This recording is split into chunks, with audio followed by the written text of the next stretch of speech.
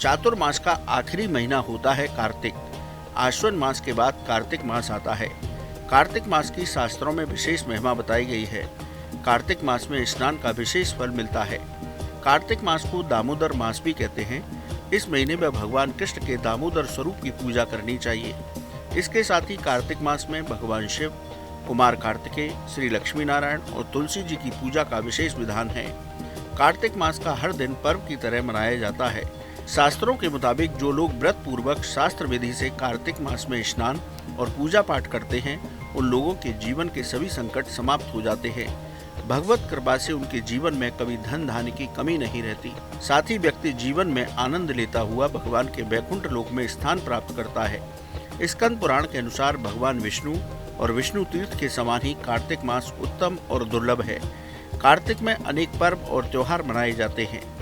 कार्तिक मास के शुक्ल पक्ष की एकादशी तिथि को देवोत्थापन एकादशी कहते हैं। इस एकादशी के दिन भगवान विष्णु योग निद्रा से जागते हैं।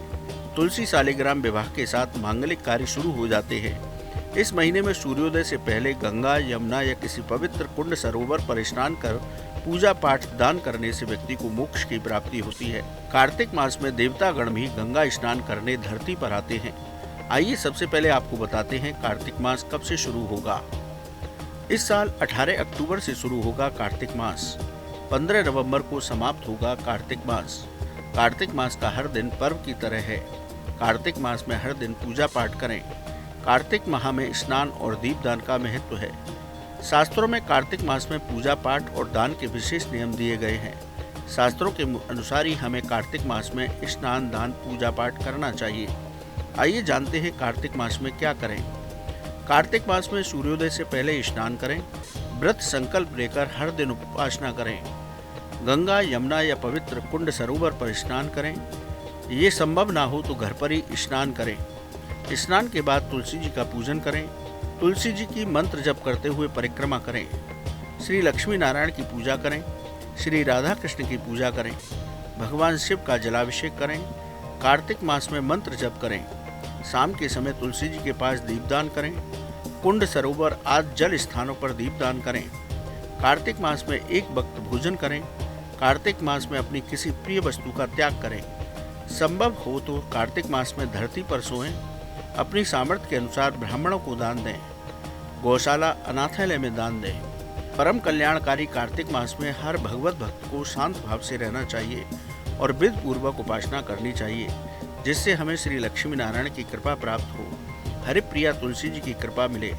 आइए अब आपको बताते हैं कार्तिक मास में क्या नहीं करना चाहिए। कार्तिक मास में शरीर पर तेल न लगाएं। कार्तिक मास में तामसिक भोजन न करें। कार्तिक मास में क्रोध करने से बचें। किसी से ईर्ष्या, चुगली और विवाद न करें। घर में वाद विवाद की स्थिति से बचें। कार्तिक मास में ब्रह्मचर्य का पालन करें। कार्तिक मास में उड़द, मूंग, चना की दाल न खाएं। प्याज, लहसुन, बैगन, करेला और दही न खाएं। इन बातों को ध्यान में रखते हुए हमें कार्तिक मास में स्नान, पूजा पाठ, दान करना चाहिए। शास्त्रों के मुताबिक कार्तिक मास में भगवान विष्णु जल के अंदर निवास करते हैं। कार्तिक मास में श्री हरि का ध्यान करते हुए सूर्योदय से पहले स्नान करने से 1000 बार गंगा स्नान का फल प्राप्त होता है। तो आप भी कीजिए कार्तिक मास में विधि पूर्वक स्नान, पूजा पाठ और दान, और पा लीजिए श्री हरि का आशीष। कैसी लगी आपको हमारी ये जानकारी, हमें कमेंट बॉक्स में जरूर बताएं। बाकी धर्म कर्म से जुड़ी तमाम जानकारी के लिए सब्सक्राइब कीजिए हमारा डिजिटल चैनल और देखते रहिए न्यूज नेशन स्तुति। न्यूज नेशन अब व्हाट्सएप पर खबरों के ताजा अपडेट के लिए न्यूज नेशन के इस QR कोड को स्कैन करें।